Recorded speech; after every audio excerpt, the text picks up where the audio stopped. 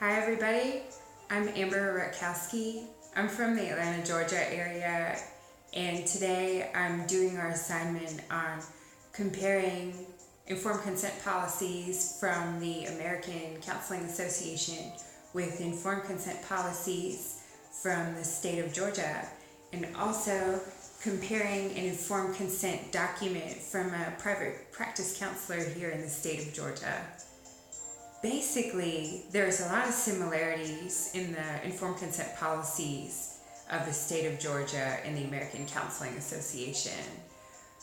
Both policies are very specific about the limitations of confidentiality for clients, and both policies also define very clearly who is unable to give voluntary consent, including people such as minors and incapacitated adults, such as adults with disabilities or adults who are under the influence of substance abuse. Although the American Counseling Association did have some distinct policies that the state of Georgia does not, including some responsibilities of the counselor to clients.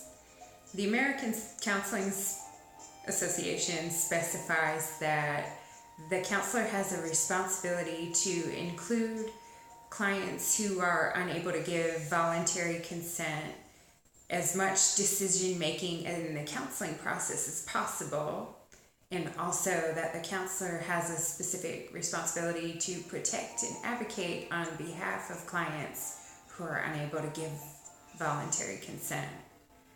And when I went over the counselor's specific informed consent policy, there was something that stood out to me. The counselor for Joyful Life Counseling specifically has a part of her informed consent policy that involves counseling with adolescents.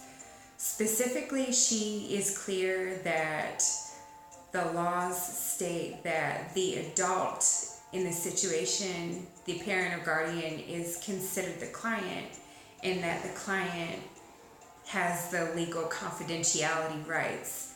But in her specific policy, she states that she will honor the teen's confidentiality, and what the teen says and does in the session will be kept confidential, and that the parent or guardian will be given a summary of each session and also a report of their child's progress and recommendations for future services from each session.